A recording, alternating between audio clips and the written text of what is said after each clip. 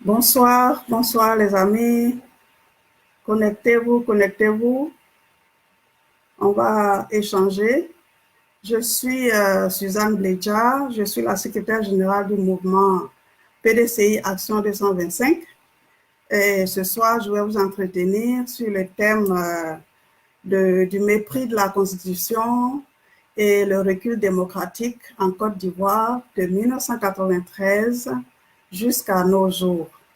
Donc, en attendant de vous connecter, je vais vous mettre un peu de musique. C'est parti.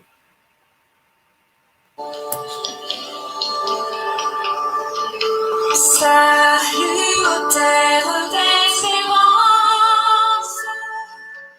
pays de l'hospitalité, terre riche remplie de vaillance, ont relevé ta dignité. Terre qui chère Côte d'Ivoire,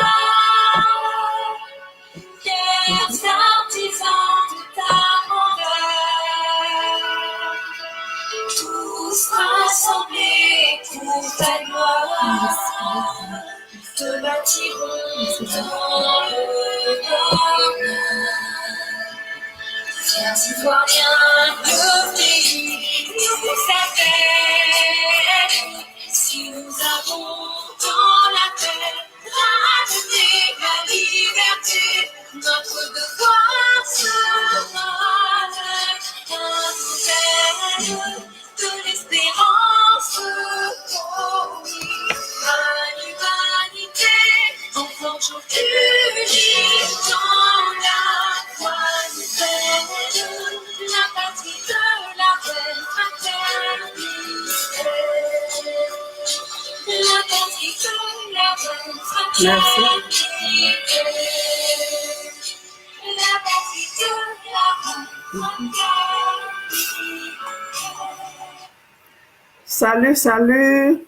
Bonsoir mes collègues, bonsoir Marie-Eugénie, Sylvain Cabé, bonsoir Marie-Chantal, bonsoir Richard, bonsoir tout le groupe de PDCI Action 225. Je me représente, je suis Suzanne Bledja, je suis la secrétaire générale du mouvement PDCI Action 225, Diaspora. D'ailleurs, nous avons notre sortie politique le 20 avril à Paris. Alors, ne manquez pas, joignez-vous à nous pour la grande fête. Alors, ce soir, je vais vous entretenir sur le thème mépris de la Constitution ivoirienne et le recul de la démocratie depuis 1993 jusqu'à nos jours. Pourquoi 1993? Je pars de là-bas parce que parmi toutes les crises qu'on a vécues, toutes les désolations qu'on a vécues en Côte d'Ivoire, il y a un dénominateur commun de tout ça, les crises armées, crises politiques, les troubles, tout ce qu'on a vécu, il y a un dénominateur commun qui s'appelle M. Dramane Ouattara. Parce que je voulais en vous racontant l'histoire, que vous compreniez l'attitude de ce monsieur, les actes qu'il pose aujourd'hui. Ça n'a pas changé. Depuis qu'il est apparu sur l'échiquier politique de la Côte d'Ivoire, il n'a pas changé sa façon de faire jusqu'à aujourd'hui. Donc, c'était une continuité dans son attitude, dans ses actes qu'il pose. C'est une continuité, comme quoi on dit, le chien ne change pas sa façon de s'asseoir. Donc, en fait, je vais vous dire ce que c'est que la Constitution, brièvement.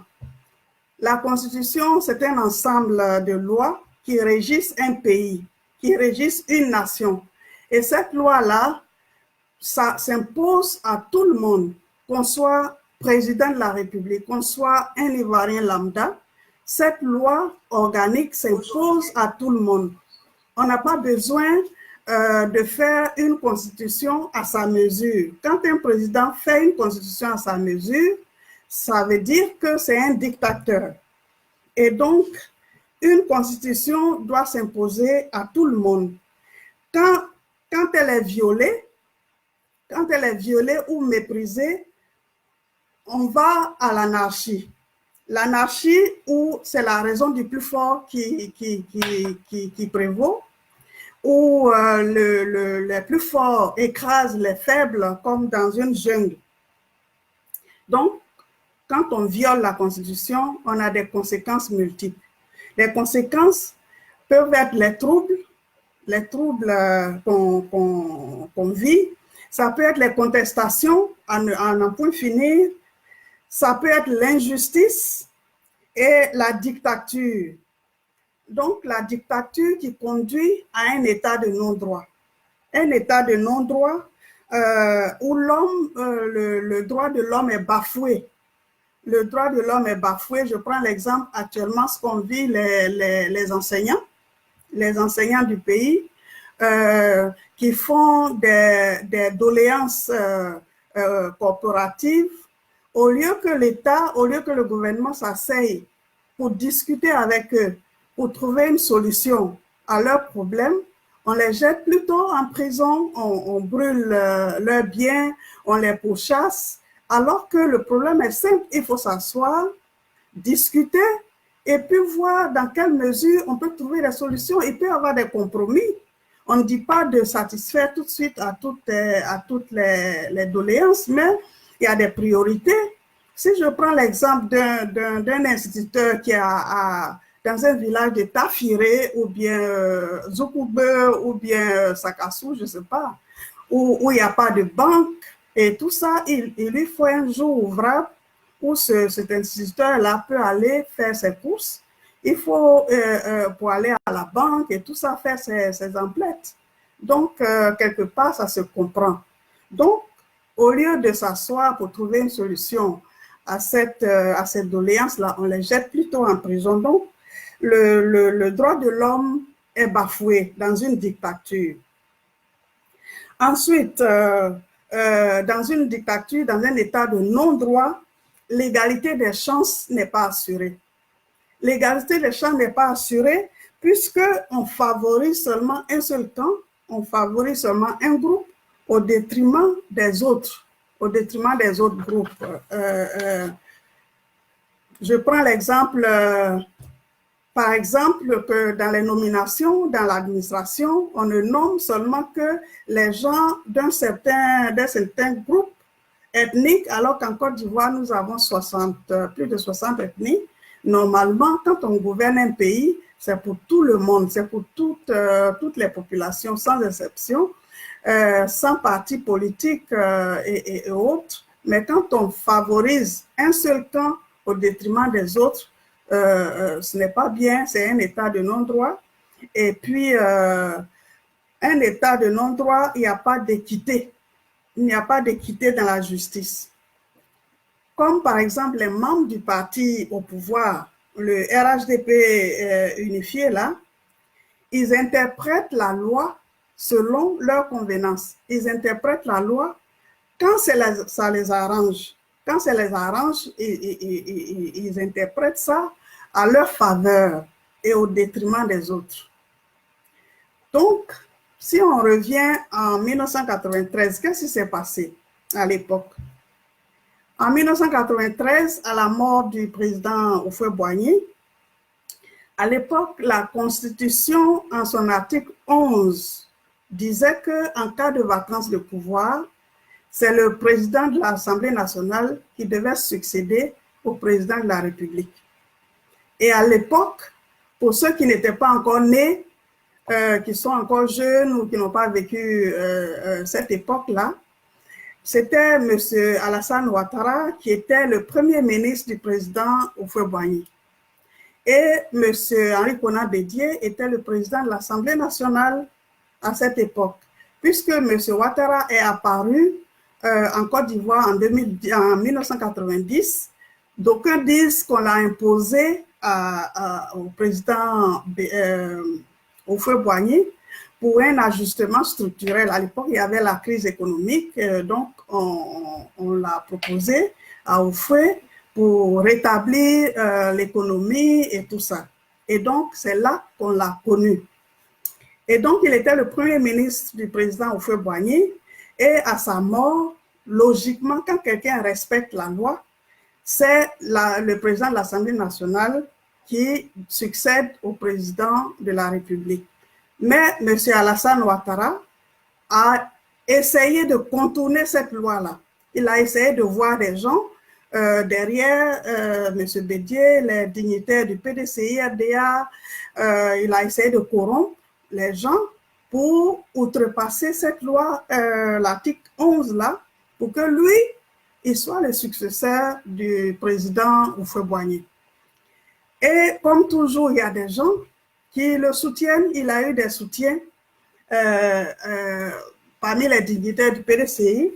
Il y a des gens qui l'ont soutenu, comme toujours. Hein. Actuellement, tous les actes qu'il pose, ce n'est pas bien, mais il y a des Ivoiriens qui le soutiennent. Donc, c'est comme ça. Mais heureusement, à l'époque, il y avait encore des gens dignes. Il y avait des Ivoiriens dignes, comment on dit, qui respectaient la loi. Et donc, ils ont refusé de se laisser corrompre. Et M. Henri Konan Bédié, avec l'aide du général Guèye, a pu prendre le pouvoir. Et comment ça s'est fait? Il a dû aller lui-même à la télé pour s'autoproclamer président de la République. Alors que normalement, c'est le gouvernement qui saisit la Cour constitutionnelle et qui constate la vacance du pouvoir. Et puis bon, on l'investit. Mais comme M. Ouattara voulait faire un coup d'État, coup d'État de l'article 11, et donc il a dû précipitamment aller se proclamer président de la République. Donc ça, c'est le premier mépris de la Constitution par M. Alassane Ouattara. Il voulait contourner l'article 11 pour être, en tant que Premier ministre, président, à succéder au président Houphouët, alors que c'est le président de l'Assemblée nationale qui devait succéder au président en cas de vacances. Donc de là est partie la haine que M. Ouattara voue pour M.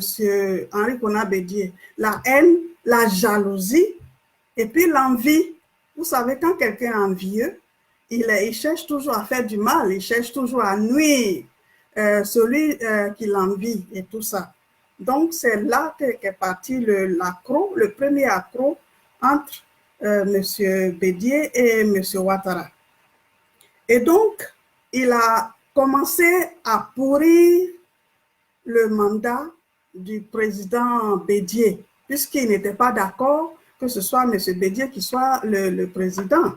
Donc, il a commencé à pourrir son mandat.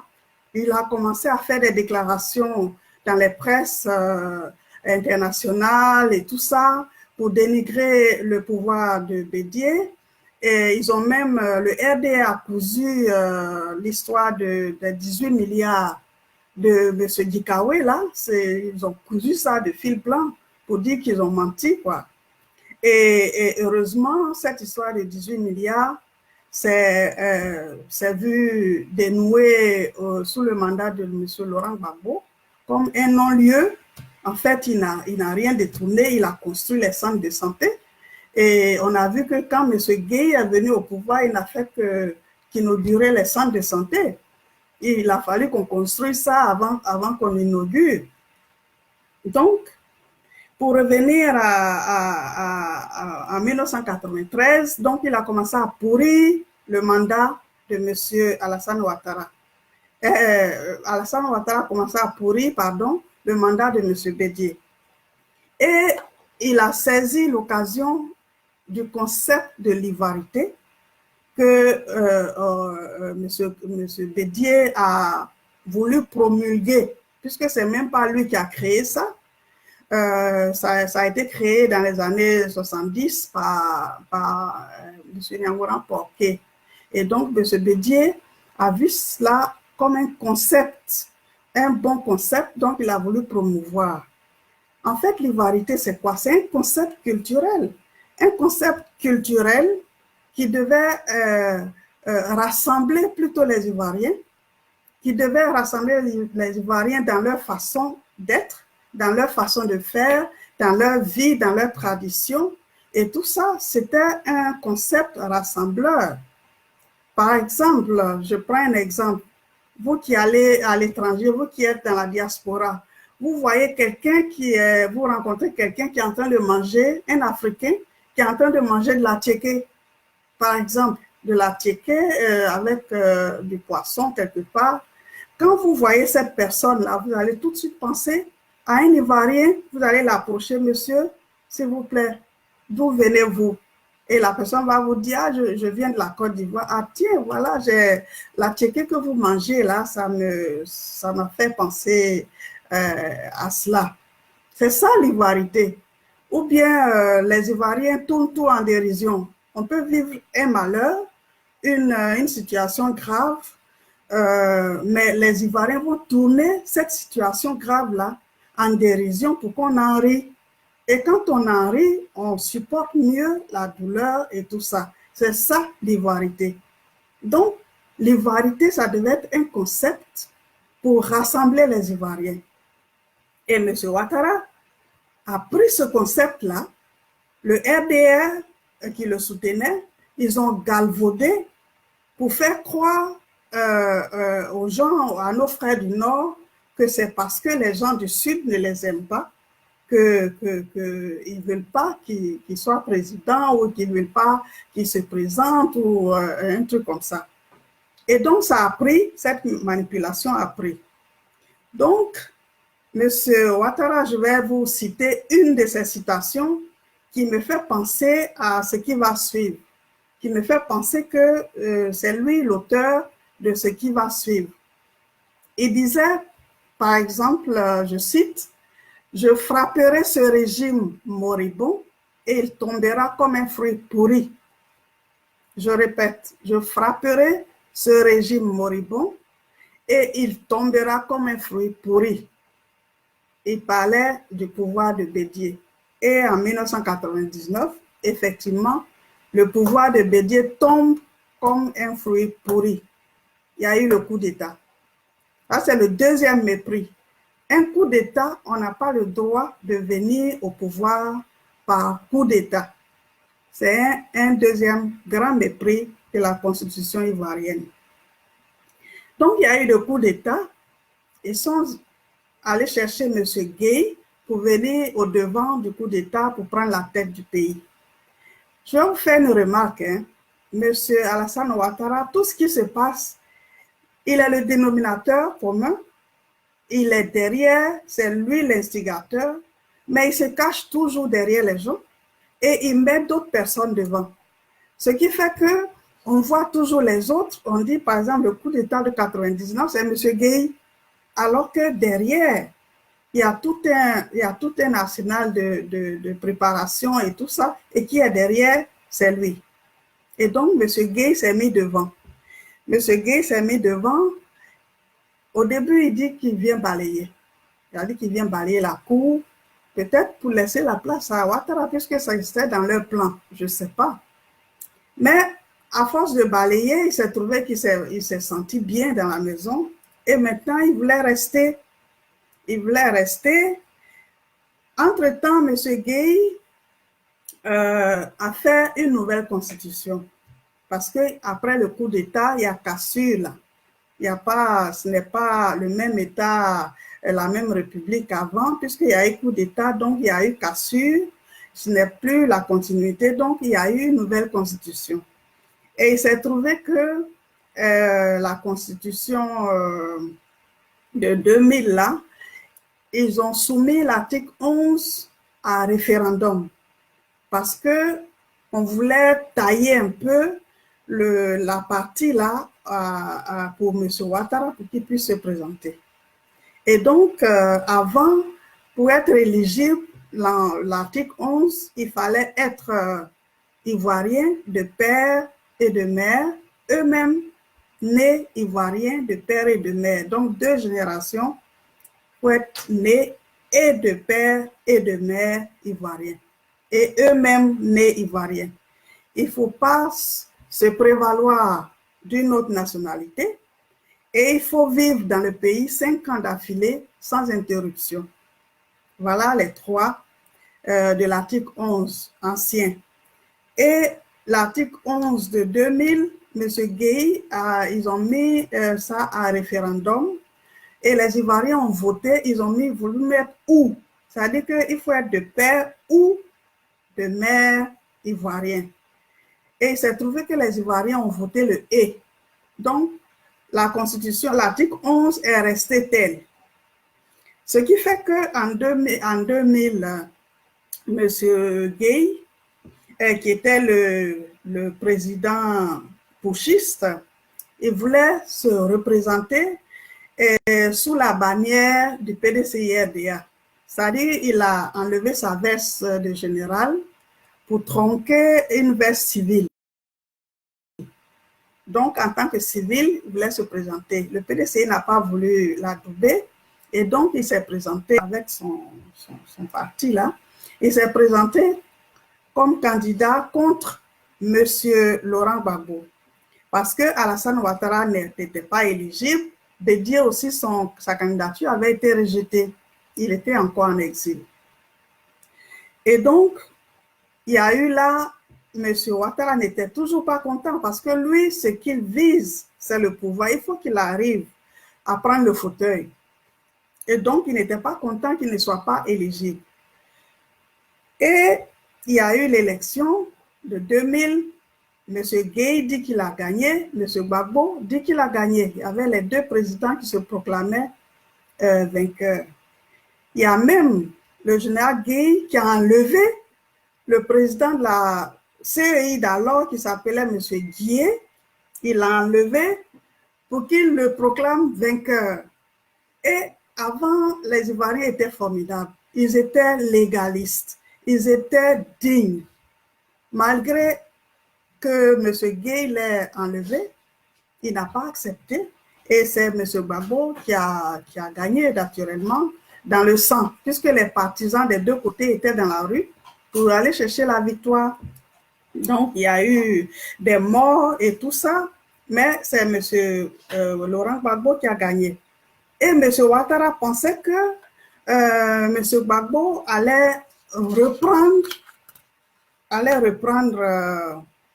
les élections, puisqu'ils ont fait ça, et il a gagné dans le sang. Donc, il a commencé à manipuler les gens du Nord, comme je le disais, avec l'ivoirité, alors que l'ivoirité, telle que M. Ouattara a donné aux Ivoiriens de comprendre, c'est lui-même encore qui est à la base. Puisque c'est quand M. Ouattara est arrivé, c'est lui qui est venu instaurer la carte, je ne sais plus comment on appelle ça là, la carte pour les étrangers. C'est-à-dire, avant, les étrangers et les Ivoiriens vivaient en harmonie. On ne savait même pas qui était étranger. On ne savait pas qui était étranger, on était tranquille. Il est venu, il a instauré la carte pour les étrangers. Donc, c'est lui qui est venu diviser les Ivoiriens des étrangers. Et donc, il a donné là une occasion aux forces de l'ordre de racketter. Eux-mêmes, ils voulaient racketter avant. Et donc, avec la carte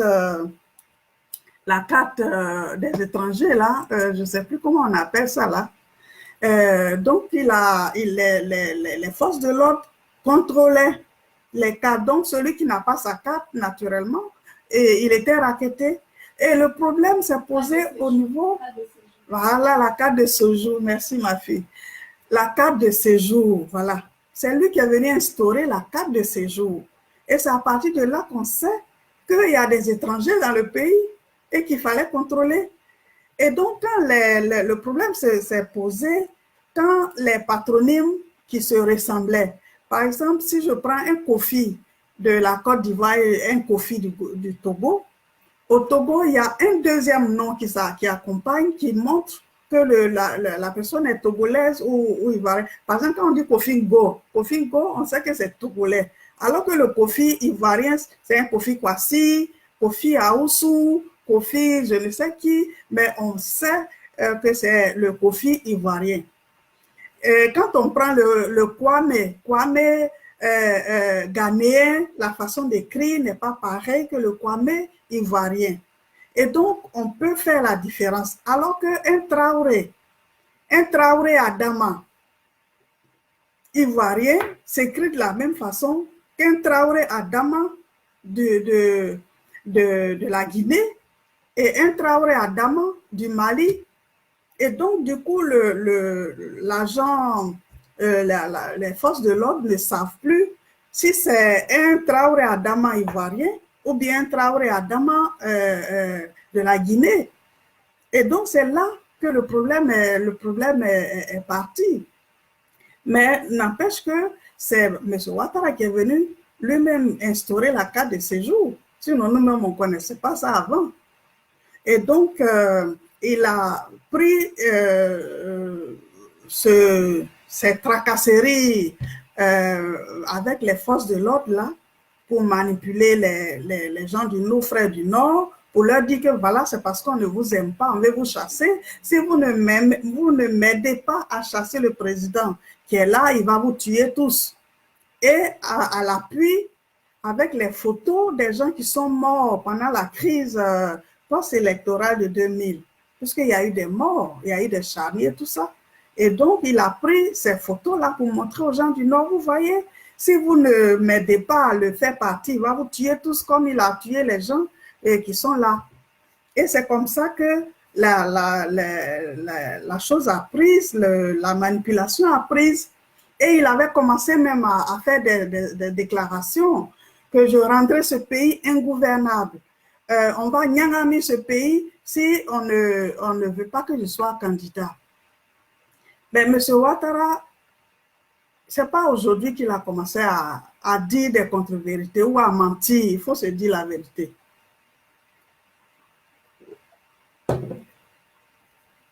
Au lieu de dire à nos frères du Nord que c'est parce que je suis musulman ou bien c'est parce que je suis du Nord qu'on ne veut pas que je sois candidat. Au lieu de leur dire ça, il aurait dû expliquer les vraies raisons. En fait, M. Ouattara n'était pas éligible parce qu'une constitution, on ne l'adapte pas à une personne. Une constitution, c'est comme la carte d'identité d'un pays. C'est la carte d'identité d'un pays. Et donc, ça peut t'arranger comme ça peut ne pas t'arranger. Si ça ne t'arrange pas, ben, tu te plies à la loi. Mais M. Ouattara, la constitution ne l'arrange pas, mais il veut forcément être candidat. D'abord, on dit qu'il faut être de père et de mère ivoiriens, eux-mêmes nés ivoiriens. Alors que M. Ouattara, il n'est pas de père et de mère ivoiriens, et eux-mêmes nés ivoiriens. Donc ça, c'est un premier obstacle que M. Ouattara aurait dû être nos parents du Nord. On dit aussi pour être éligible, il ne faut pas s'être prévalu d'une autre nationalité. Ça veut dire quoi? Ça veut dire qu'il ne faut pas avoir pris une autre nationalité dans le temps. Alors que M. Ouattara, jusqu'à ce qu'il vienne en Côte d'Ivoire en 1990, il était voltaïque. Il s'est prévalu. Il était avant on disait voltaïque. Aujourd'hui, on dit burkinabé. Donc, ça, c'est le deuxième obstacle pour lequel il n'est pas éligible. D'abord, il n'est pas né de père et de mère ivoiriens, eux-mêmes nés ivoiriens. Il s'est prévalu d'une autre nationalité. C'est-à-dire qu'il était voltaïque avant de devenir ivoirien, il était voltaïque. Ça, c'est le deuxième obstacle. Troisième obstacle, M. Ouattara ne vivait pas en Côte d'Ivoire.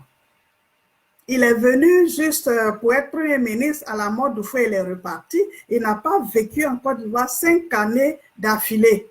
Alors qu'il fallait vivre en Côte d'Ivoire 5 années d'affilée pour être éligible. Donc, il y a les 3 obstacles là.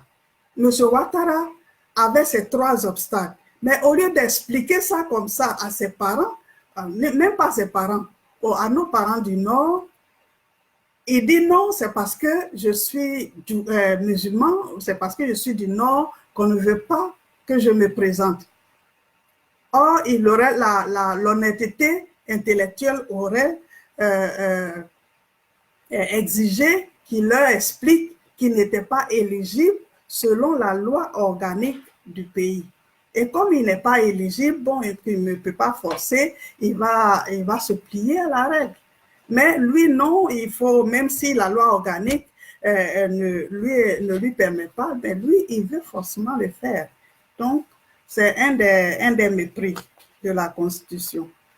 Donc, on revient maintenant avec la manipulation. Il a réussi à avoir les gens du Nord avec lui pour faire le coup de la rébellion. En fait, c'était un coup d'État qu'il voulait faire, qui s'est transformé en rébellion. Et la rébellion a divisé le pays en deux. La rébellion, c'est un autre grave mépris de la Constitution. Il ne faut pas prendre les armes contre son pays. Il ne faut pas prendre les armes pour arriver au pouvoir. C'est un autre mépris de la Constitution. Et qui est derrière la Constitution? On a vu partout que c'est toujours lui. Bien qu'ils disent qu'il ne sait pas, il ne connaît pas les gens et tout ça, mais tout le monde sait que c'est lui. Et là encore, ils ont pris le pauvre étudiant Guillaume Soro pour mettre devant, pour parler avec la presse et tout et tout. Et donc, la rébellion a divisé le pays en deux. En deux, sans compter la souffrance des populations qui étaient sous rébellion. Et les populations sous des rébellions ne dormaient en brousse. Hein, ils les ont pillés, ils les ont tués en masse.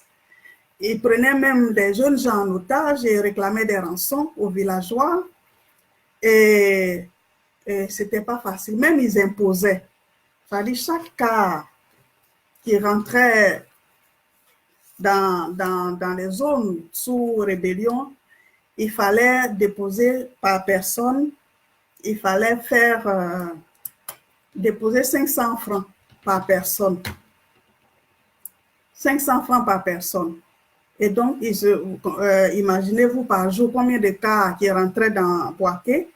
Et donc, par cas, s'il y a 50 passagers dans un cas, 500 francs par 50, et le chauffeur devait payer 2000 francs.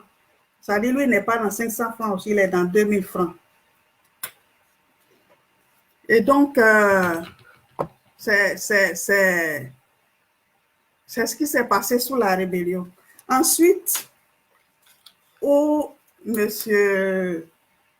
Laurent Gbagbo va aussi se mettre dans la danse du mépris de la Constitution, c'est que M. Gbagbo accepte, malgré la partition du pays, d'organiser les élections en 2010. Normalement, en 2010, avec la partition du pays, les rebelles n'étaient pas encore désarmés, mais quand même, M. Gbagbo a accepté d'organiser les élections en 2010. Et voyez-vous, il est allé encore loin, il est allé plus loin. Plus loin, c'est-à-dire qu'il a pris l'article 48. L'article 48, je vais vous dire, c'est un super article. L'article 48, c'est comme le joker pour ceux qui jouent aux cartes.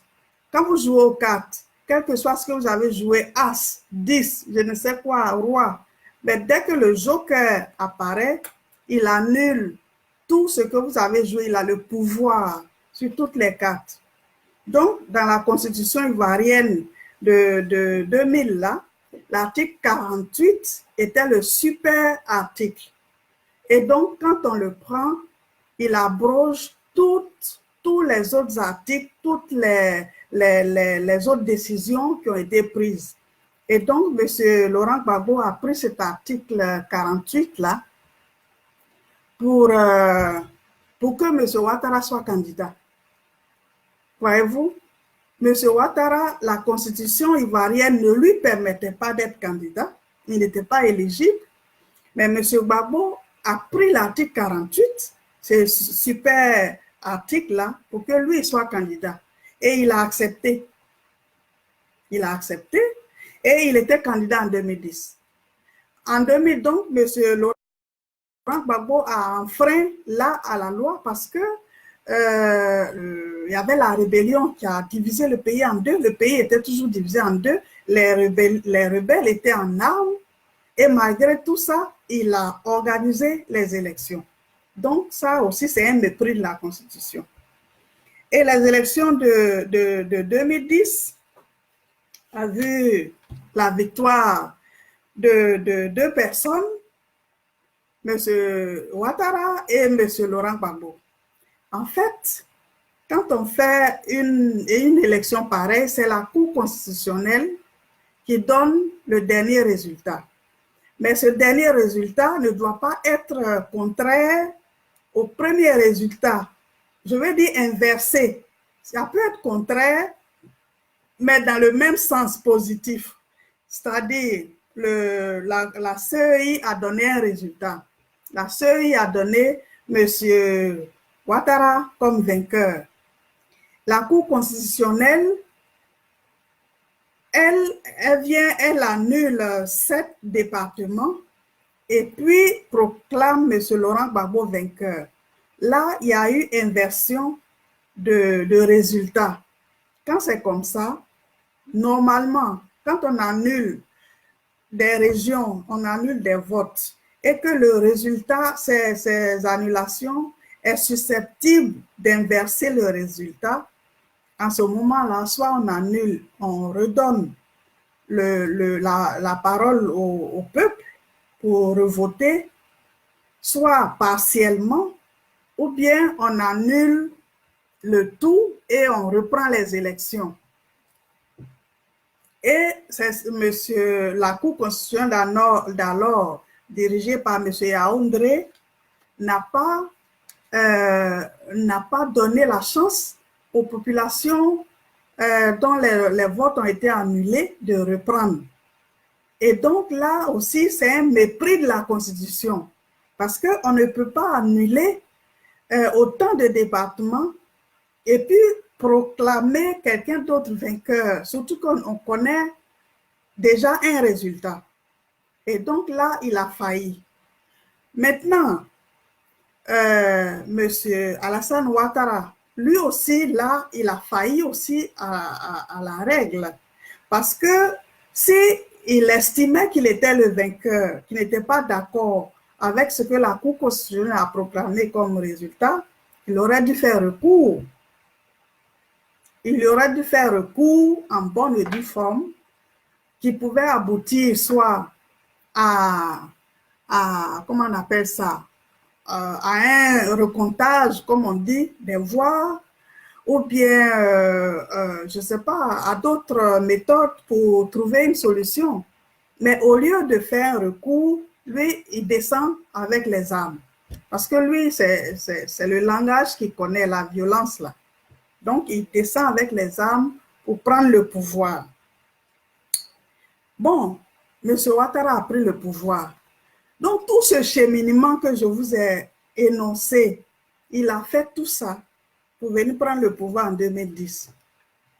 Mais qu'est-ce qu'on remarque depuis qu'il a pris le pouvoir? Depuis qu'il a pris le pouvoir, on remarque qu'il y a toujours, encore et toujours, un mépris de la Constitution de la part de M. Ouattara. Il n'y a pas de liberté d'expression. On met des gens en prison, l'imam, un certain carton noir, même le député drapé de son drapeau de la Côte d'Ivoire, qu'on va arrêter comme un malpropre à cause d'un tweet, alors que son immunité n'avait pas été levée. Et on le met en prison. Ça, c'est un très grave mépris de la Constitution et un recul de la démocratie. Les Ivoiriens sont limogés systématiquement de leurs fonctions. Parce qu'ils n'adhèrent pas soi-disant au RHDP unifié. Donc, quand on gouverne un pays, quand on est président de la République, c'est pour tous les citoyens du pays. Ce n'est pas parce que Pierre ou Paul ne milite pas au RHDP qu'il n'a pas le droit de travailler, qu'il n'a pas le droit de postuler à un poste. Hein? On constate que toutes les nominations faites, tous les concours administratifs, tous les admis, même les grades dernièrement, les grades des militaires, je ne sais pas combien de noms d'un seul groupe ethnique, nous sommes encore, il faut faire semblant de gouverner tout le monde. Il faut donner la chance à tout le monde de pouvoir s'épanouir dans le pays. C'est cela, être président de la République. Hein? Ce n'est pas seulement parce que mon parti, c'est d'ailleurs pour ça que les opposants d'alors ont tout fait pour obtenir que le président de la République ne soit pas président d'un parti politique. Parce que ça influe. On a l'impression que le président gouverne seulement pour son parti politique, alors que la démocratie, une fois que tu es élu, c'est vrai, ce n'est pas tout le monde qui va t'élire, c'est vrai, mais une fois que tu es élu, ben, tu es élu pour tout le monde. On ne doit pas faire de distinction. Or, c'est ce que M. Ouattara fait actuellement dans sa gouvernance. On limoge des gens systématiquement parce qu'ils ne sont pas du RHDP. Et pendant les campagnes, les ministres et pas des moindres, les Kandia Camara, les Bakayoko, tout ça, ils racontent aux populations, il faut que vous soyez du RHDP. Si le candidat qui vient ne connaît pas M. Alassane Ouattara ou bien Bon Coulibaly, chassez-le.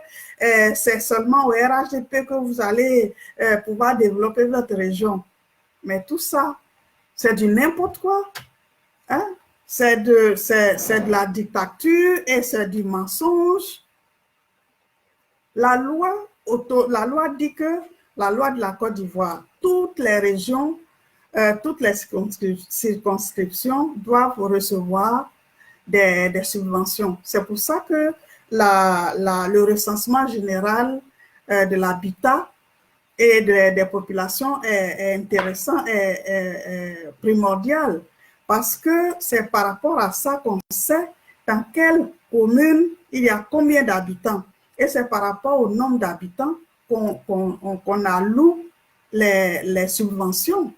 Ce n'est pas parce que je ne suis pas du RHDP que si j'ai un projet, mon peuple m'a voté pour un projet de société, c'est pas parce que je ne suis pas du RHDP que ce projet-là, l'État de Côte d'Ivoire ne doit pas me subvenir pour que je puisse déballer mon projet. C'est du recul de démocratie. Et puis, on a vu aussi le manque de démocratie dans les élections des mairies, là. Hein? À Bassam, par exemple, où on brigande des victoires, à Bassam, M. Ezalé a gagné par 2 fois, mais le RHDP a brigandé par 2 fois pour garder le siège de Bassam. Ça, on le sait.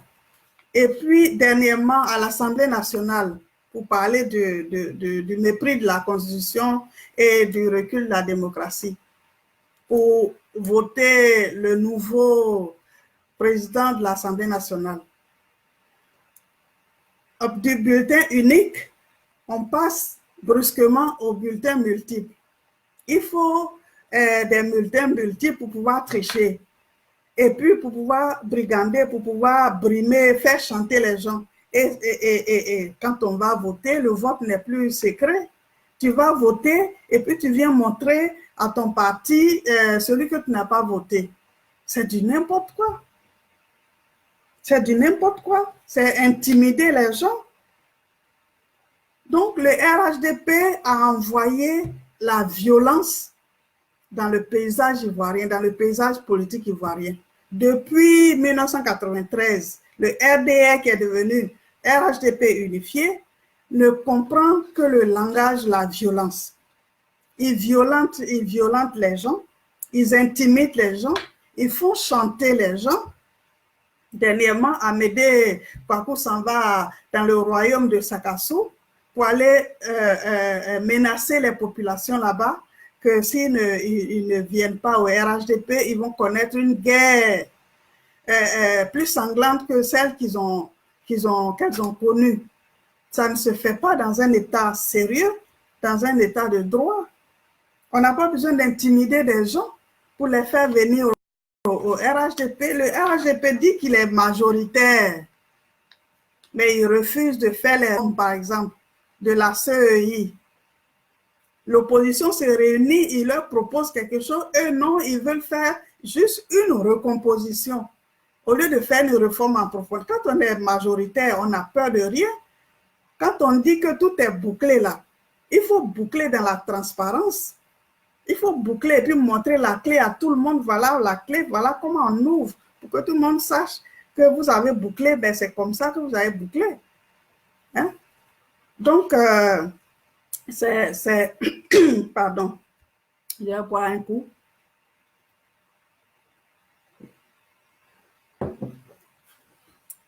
Donc, la violence que les RHDP a introduite, même pendant les campagnes, il y a un militaire qui fait campagne. Ça aussi, c'est mépris de la Constitution. Normalement, ce militaire-là, ce soldat-là, aurait dû être arrêté.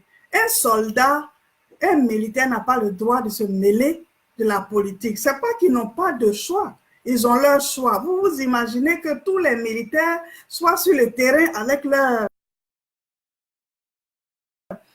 arme en bandoulière pour faire qu'est-ce que ça allait donner? Mais sous les Ouattara, avec le RHDP, tout est permis. Quand on est au RHDP, on peut tout faire. Au RHDP, ils peuvent voler, ils volent, ils insultent les gens, ils sont violents, ils ne sont pas inquiétés. Mais les autres groupes politiques, eux-mêmes, on leur colle même la faute. Ça veut dire qu'ils n'ont rien fait, mais on leur fabrique une faute pour les incriminer. Comme le cas Ewo, on attend toujours qu'on l'installe. Et on attend toujours. Et donc, dans cette corruption, dans cette violence-là, même les préfets aident l'État à faire ce trafic-là, ce trafic d'influence. On appelle ça trafic d'influence. La corruption a atteint un tel niveau que les gens même, ils n'ont plus de dignité. Ils vendent leur dignité, leur âme. Ils se renient. Tout ça pour plaire, pour avoir de l'argent. Pour que M. Ouattara leur donne, il paraît qu'on leur donne des millions quand ils sont là-bas. Mais c'est indigne. Il faut bien penser au pays, il faut bien penser à demain, il faut penser à nos enfants, à nos petits-enfants. Qu'est-ce que la Côte d'Ivoire va devenir demain? C'est de cela qu'il s'agit. Donc, les Ivoiriens ont l'impression que le pouvoir RHDP va encore passer en force en 2020. Va passer en force en 2020 parce que on entend, je viens de le dire, que c'est bouclé, c'est calé, la réforme de la CEI, ils ne veulent pas faire, ils ne veulent pas entendre parler, et tout ça. Et donc, tout ça au mépris de la Constitution. Il y a aussi le recul démocratique à travers les ordonnances que M. Ouattara prend, ça et là, sans passer par l'Assemblée nationale. Normalement, quand l'État prend une décision importante qui touche toute la population, il faut passer par l'Assemblée nationale et l'Assemblée nationale donne son accord et puis là, l'ordonnance passe. Mais M. Ouattara, lui seul, il est là-bas, il prend l'ordonnance. Hein? Il prend l'ordonnance pour modifier les acquis démocratiques.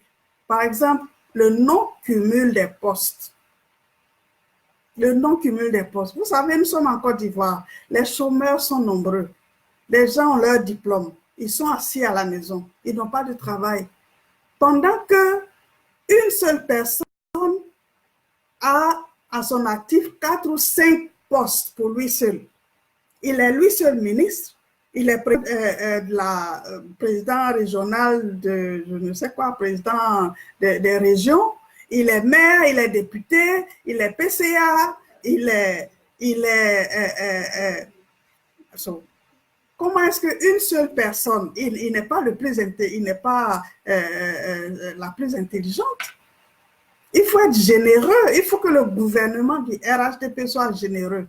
Or, c'est ce qui manque au RHDP. Ils ne sont pas généreux, ils sont méchants. Une seule personne ne peut pas concentrer dans ses mains à elle seule tous ces postes-là, alors qu'il y en a qui n'ont pas de travail qui sont là.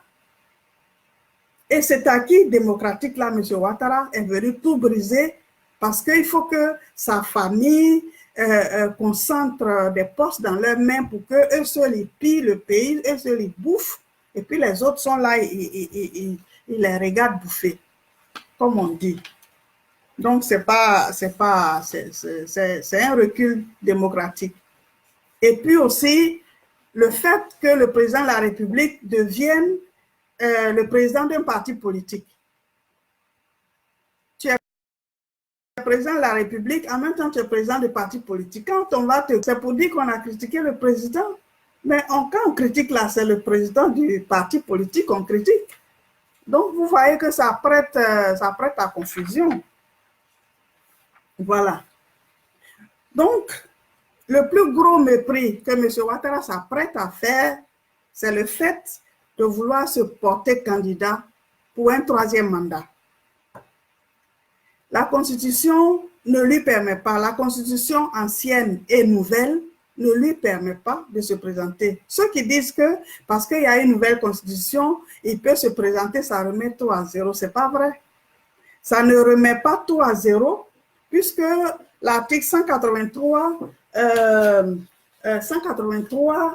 consacre la continuité de l'État. Donc, ça veut dire que les articles qui n'ont pas été changés, de l'ancienne Constitution qui n'ont pas été changés dans la nouvelle Constitution, ça continue, c'est une continuité. Donc, M. Ouattara ne peut pas se présenter pour un 3e mandat. Ça, ce sera encore un autre mépris de la Constitution. Le fait même de le dire là, déjà, il viole la Constitution comme ça. Il ne devait même pas le dire. Le fait d'en parler, d'avoir l'intention là, il viole la Constitution. Mais comme je le disais tantôt, c'est un monsieur, il a un conflit avec la loi. Voilà. Il a un conflit avec les lois ivoiriennes. Peut-être qu'ailleurs, il respecte d'autres lois. Mais la loi ivoirienne, il est en conflit avec la loi. Et ce n'est pas pour rien qu'on a des enfants en conflit avec la loi. Parce que l'État, c'est l'État qui éduque sa population. L'État éduque sa population. Si l'État, ceux qui incarnent l'État, les ministres, le président et tout ça, eux-mêmes, ils se comportent comme des brigands. Donc, les jeunes gens, ils vont copier sur eux. Il faut que l'exemple vienne de là-haut. C'est une responsabilité, l'État. Il faut éduquer les gens. Mais si soi-même on est soi-même en conflit avec la loi, donc forcément ceux qui arrivent là, ils seront en conflit avec la loi. Donc, c'est le mépris de la Constitution. Monsieur Miracle et Tiola, vraiment, quel est le but de cette vidéo? Le but de la vidéo, c'est de montrer comment est-ce que la loi est toujours méprisée. La Constitution ivoirienne est constamment méprisée.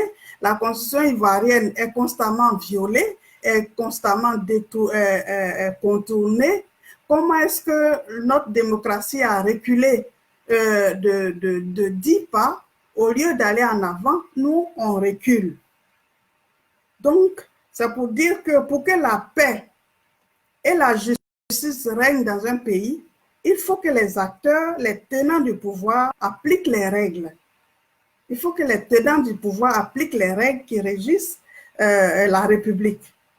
Donc, comme ça, quelle que soit leur appartenance politique et ethnique, pour que chacun se sente en sécurité et protégé. C'est comment on appelle ça? C'est l'État qui doit protéger les citoyens. C'est l'État qui doit sécuriser tous les citoyens. Donc, le gouvernement de M. Ouattara doit arrêter de diviser les Ivoiriens, comme il a toujours fait. Il doit arrêter de diviser les Ivoiriens. Depuis les années 90, où il a introduit la carte de séjour pour séparer les étrangers des Ivoiriens. C'est M. Ouattara qui a fait.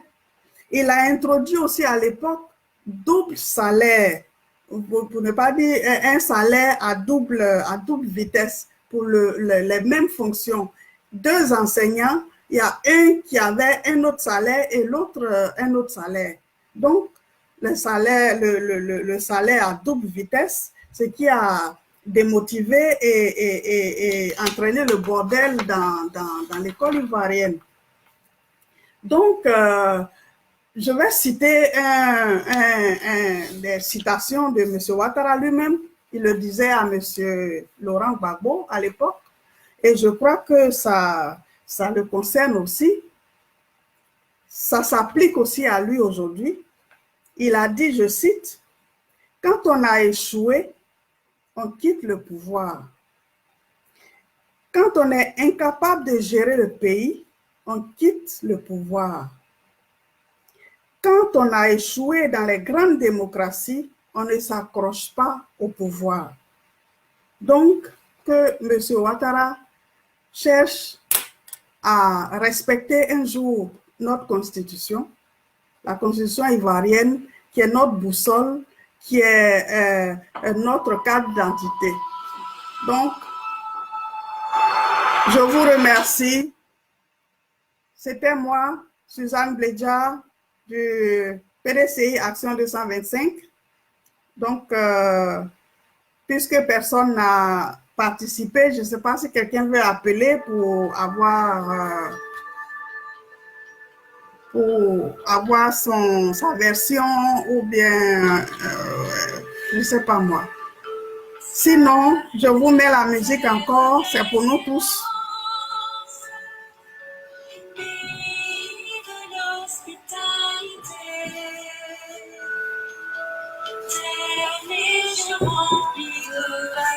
Donc, je vous remercie de m'avoir écouté et je salue mes collègues. N'oubliez pas notre sortie politique le 20 avril à Paris. Soyez nombreux.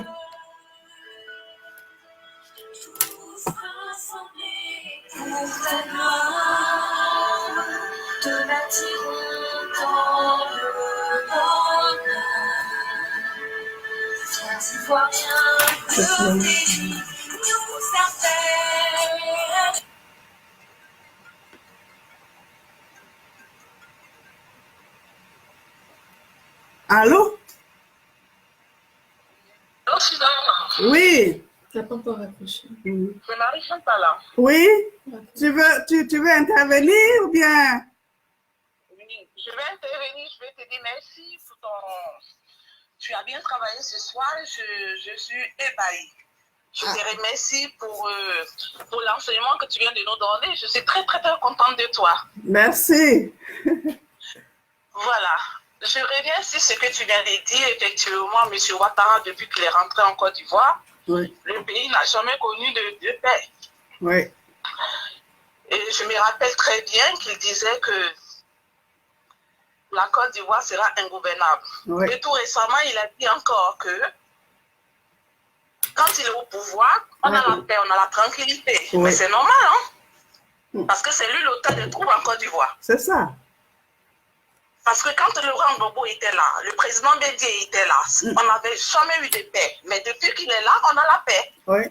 C'est pour montrer que c'est lui le coupable, c'est lui qui met le pays dans cet état. Et le 2020, on a encore du pain sur la planche avec M. Ouattara. Ouais. C'est un faux démocrate. Et le président Bédé ne dira pas le contraire, ni M. Kibafori Guillaume. Ouais. Il faut aujourd'hui que tous les Ivoiriens se mettent ensemble. Parce que la Côte d'Ivoire en péril. C'est ça. On vient de voir que les Chus sont privatisés. Les Ivoiriens, depuis le temps du président Oufo, on n'a jamais vu un Ivoirien dormir au cimetière. Jamais vu un Ivoirien dormir au cimetière. On parle de démocratie et ce monsieur qui a toujours critiqué les autres présidents qui n'étaient pas démocrates, il n'est en aucun cas démocrate, ce monsieur. Et ce soir, tu as déballé du début jusqu'à la fin et tu as montré à tous les Ivoiriens qu'effectivement, M. Ouattara n'a jamais été démocrate. Ouais. Il appelait M. Gbagbo le boulanger. Ouais. Oh, le boulanger est ailleurs. Et on vient de découvrir que le boulanger est ailleurs. Ouais. Et je te remercie effectivement pour ce live qui est magnifique, que tu nous as enseigné, tu nous as édifié effectivement. Et je t'en remercie et je te dis bravo, ma chérie. Merci. Merci beaucoup. Merci. Merci, Marie-Chantal. Merci, mon général. Est-ce que quelqu'un d'autre veut intervenir? Sinon, on va arrêter la vidéo.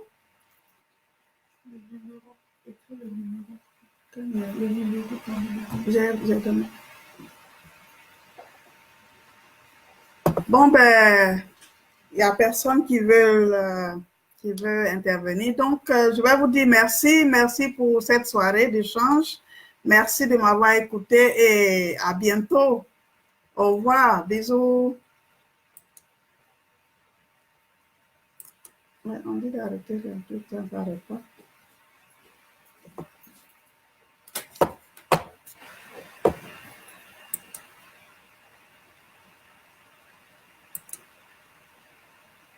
Hmm?